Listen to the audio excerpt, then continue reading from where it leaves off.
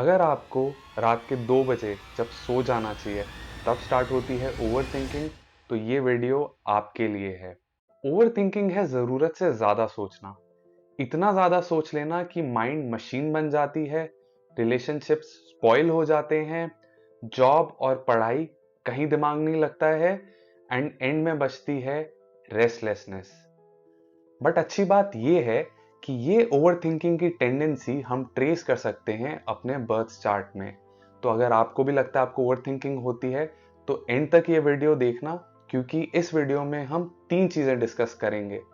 First, कि overthinking होती क्या है, किन केसेस में ओवरथिंकिंग हेल्पफुल होती है और किन केसेस में प्रॉब्लमैटिक बन जाती है।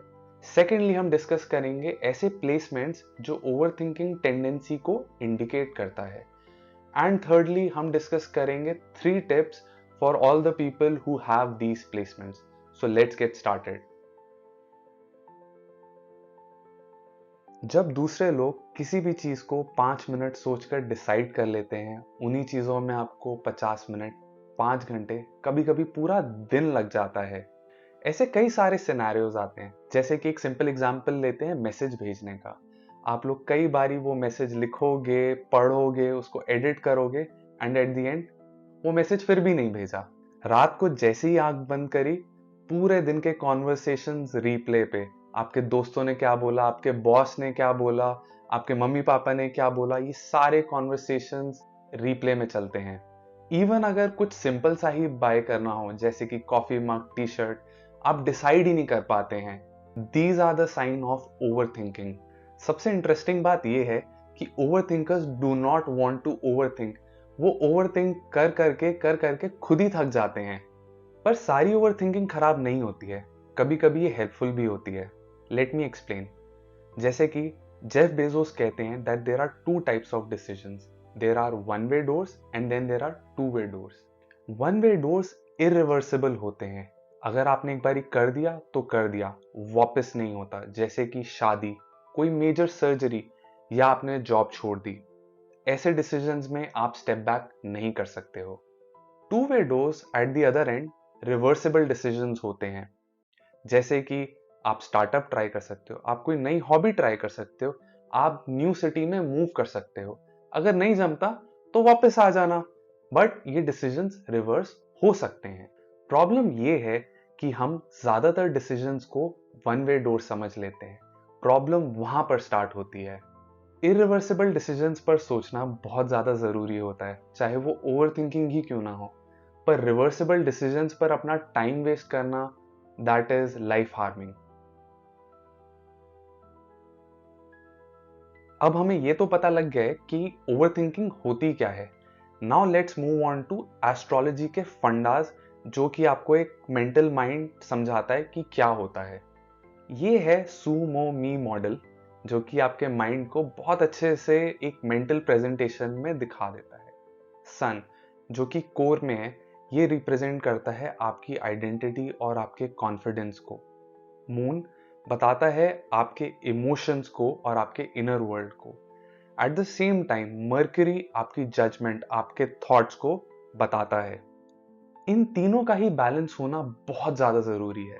फॉर एग्जाम्पल, अगर आपका सन वीक है तो चांसेस आर कि आप बहुत ही अंडर कॉन्फिडेंट होगे और आपको सेल्फ क्रिटिसिज्म की हैबिट होगी। अगर मून वीक है तो आप बहुत जल्दी इमोशनली ओवरवेल्म हो जाते हो और छोटी छोटी चीजों पे आपका मूड खराब हो जाता है। और अगर आपका मर्करी वीक है तो आप पूरा टाइम ओवर एनालिसिस में लगे रहते हो और आपका माइंड लूप में अटक जाता है। ये तीनों मिलकर डिसाइड करते हैं कि आपका माइंड कितना काम और कितना कियोटिक है। अब आ जाते हैं to the most interesting part of the video. What are the placements जो इंडिकेट करते हैं ओवरथिंकिंग को। बट बिफोर डूइंग दैट, हमने छोटा सा सर्वे करा था जहां पे जो भी ओवरथिंकर्स हैं, हमने उनसे पूछा था कि उनके बर्थ चार्ट के प्लेसमेंट्स क्या हैं। 100 प्लस यूजर्स ने इसमें पार्टिसिपेट करा था और इसलिए आपको ये ग्राफ यहाँ पे दिख रहा है। ऑल्दो ये बहुत छोटा सा सेगमेंट है, इसमें ज्यादा यूजर्स नहीं है, बट फिर भी एक रफ आइडिया लग सकता है कि what are the most common placements जो कि ओवरथिंकर्स को लगती है। तो आ जाते हैं सबसे ज्यादा इंपॉर्टेंट प्लेसमेंट पे, मून एंड सैटर्न, जिसको हम विष योग भी कहते हैं। सैटर्न मून पर प्रेशर डालता है। ये लोग पूरा टाइम रिस्पॉन्सिबल फील करते हैं, चाहे जरूरत हो या ना हो। ऑफिस में अगर डेडलाइन क्लोज आ जाए तो ये लोग सो नहीं पाते, पूरी रात भर बैठ के काम करेंगे, because they can't do anything else. Their mind is always under pressure. इन लोगों का इवन वीकेंड पे दिमाग रेस्ट नहीं करता है, because they feel guilty of taking rest. इनके बैक ऑफ द माइंड में लगा रहता है कि कुछ तो पेंडिंग है। इमोशनली ये लोग कभी ऑफ नहीं लेते हैं, इनका माइंड हमेशा चलता रहता है, which turns into overthinking. Now coming to the second most important placement, moon and Rahu. Rahu सारे इमोशंस को एम्पलीफाई कर देता है। किसी दोस्त ने नहीं रिप्लाई करा तो तुरंत दिमाग में लगता है कि यार मैंने कुछ गलत तो नहीं करा। बॉस का टोन थोड़ा सा सीरियस क्या हुआ, पूरा दिन वो मोमेंट माइंड में रीप्ले करते रहते हैं। रात को छोटा सा बॉडी पेन हुआ और सीधा खट से गए गूगल पे और सर्च करा ये कोई सीरियस बीमारी तो नहीं है। राहु हमारे इमेजिनेशन को बियॉन्ड कंट्रोल ले जाता है। क्या फैक्ट है क्या फियर है सब मिक्स हो जाता है। द फनी पार्ट इज ये लोग खुद भी बोलते हैं कि हमें ओवर थिंकिंग हो रही है, लेकिन कंट्रोल नहीं हो रही है। Now coming to the third important placement, moon and Mercury. ऐसे लोगों के माइंड में इमोशंस और लॉजिक दोनों एक साथ चल रहा होता है, तो ये लोग ओवर थिंकिंग कम, ओवर एनालिसिस ज्यादा करते हैं। जैसे कि किसी ने रूट टोन में बात कर लिया, इनके माइंड में एक स्प्रेडशीट ओपन हो जाएगी, किसने क्या बोला, क्यों बोला, कब कब क्या क्या बोला, पूरी एनालिसिस कर देते हैं ये लोग। यही वो लोग हैं जो एक सिंपल मैसेज भेजने में 10 घंटे लगा देते हैं। इनका माइंड हर चीज की ऑटोप्सी कर देता है। ये लोग रिसर्च और कम्युनिकेशन में तो एक्सपर्ट होते हैं, लेकिन the problem is they get stuck in analysis paralysis. That's the bad part. Now coming to the fourth placement, moon and Ketu. Ketu अगर मून के साथ हो तो माइंड एक अलग ही डायमेंशन में चला जाता है। मून को चाहिए कनेक्शन, केतु को चाहिए डिटैचमेंट, और ये दोनों उसको ऑपोजिट डायरेक्शंस में पुल कर देते हैं। ये लोग अक्सर अपने दोस्तों के बीच तो रहते हैं, पर अपनी अलग ही दुनिया में रहते हैं। और ये लोग अक्सर ये भी बोलते हैं कि I don't know what's wrong, बस अजीब सा लग रहा है। ये लोग दूसरों को तो बहुत डीपली अंडरस्टैंड कर लेते हैं, बट खुद की स्ट्रगल्स को किसी को समझा ही नहीं पाते हैं। तो हमने अभी तक 4 प्लेसमेंट्स कवर कर लिए हैं, और भी कई सारी प्लेसमेंट्स हैं, बट वो बोनस प्लेसमेंट्स हैं जो हमने कवर कर रखी हैं इस गाइड में, which you can go in the description and check it out. अब मैं आपके साथ 3 ऐसी टिप्स शेयर करूंगा जो कि बहुत प्रैक्टिकल है और इसमें कोई भी सेल्फ हेल्प शिट नहीं है।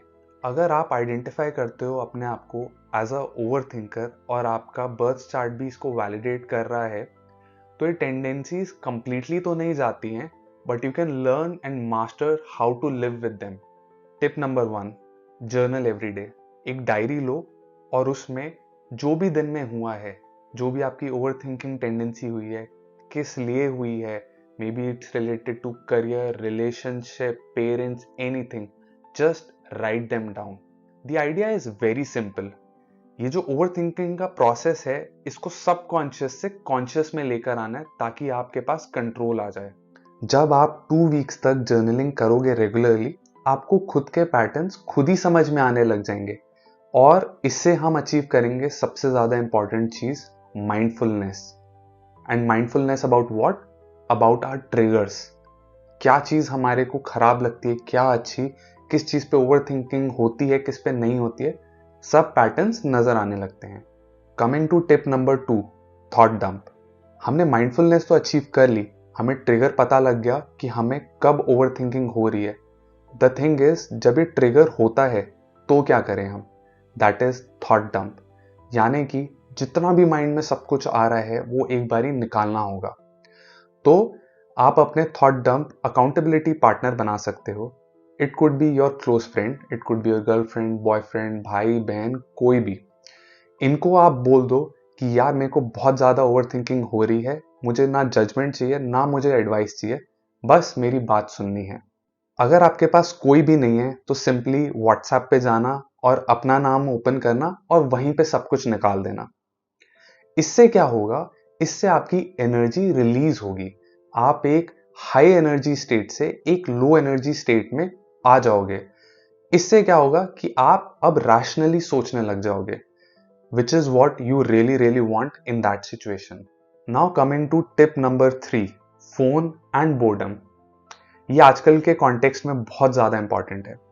अभी रिसेंटली एक हार्वर्ड प्रोफेसर ने एक वीडियो रिलीज करी थी जहां पे उन्होंने बोला था कि लोग आजकल बोर नहीं हो रहे हैं. क्यों? क्योंकि इनके पास फोन्स हैं. इवन अगर 15 सेकंड के लिए भी माइंड फ्री होता है तो हम अपना फोन यूज करने लगते हैं, चाहे वो यूट्यूब हो, इंस्टाग्राम हो या व्हाट एल्स हो. ओवर थिंकर्स जिनको सोचने में वैसे भी ज्यादा टाइम लगता है, ये उनको डिस्ट्रैक्ट कर देता है.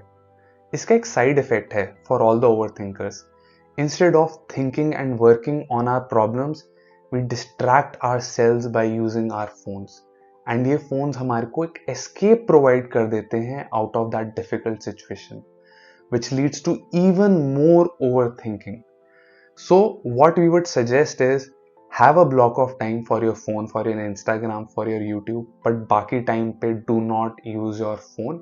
तो ये थी 3 tips, but we all are unique, तो सबको एक सॉल्यूशन तो फिट नहीं करेगा. इसीलिए हमने नीचे जो गाइड दी है डिस्क्रिप्शन में, उसमें आपको इंडिविजुअल प्लेसमेंट्स के लिए बेटर टिप्स भी मिलेंगी जो कि पर्सनलाइज्ड होंगी इन पर्टिकुलर प्लेसमेंट्स के लिए. फाइनली, जिन लोगों को भी ओवरथिंकिंग की प्रॉब्लम है और वो वैलिडेट हो रही है उनके बर्थ चार्ट से, do not worry. There is fate and there is free will. There are many people who have these placements and who have work their way through it. They have perfected the technique to live with this weakness. So you can do it too, and all the best for it. तो इस video को बनाने के लिए लगी है बहुत सारी ओवरथिंकिंग, क्योंकि मेरे पास भी ऐसी प्लेसमेंट्स हैं, बहुत खराब प्लेसमेंट्स हैं जिससे ओवरथिंकिंग, पीपल प्लीजिंग, ऐसी कई सारी प्रॉब्लम्स होती हैं. तो हमने बहुत एफर्ट मार के ये वीडियो बनाया है. सो अगर आपको अच्छा लगा है तो please like, share, subscribe. And if there is anyone who is overthinking, फिर से ओवरथिंकिंग हो रही है, but if there is anyone who is overthinker, you can share this video with them.